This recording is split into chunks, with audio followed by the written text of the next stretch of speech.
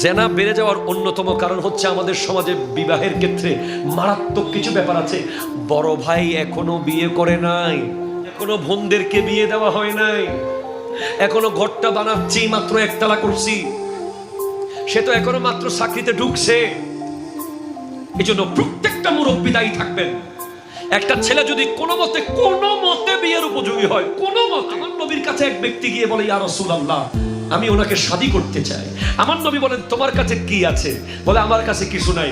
একটা বর্ম আছে? নাই। একটা আন্টি আছে? নাই। কি আছে? বলে, ইয়া রাসূলুল্লাহ, আমি কোরআনুল কারীমের দুই একটা সূরা জানি। ঠিক আছে, ওই নারীকে তুমি সূরাগুলো শিখাই দিও, এটাই তোমার বিয়ের মোহরানা। এখন আপনি তো বিয়েকে যে কঠিন করে ফেলেছেন।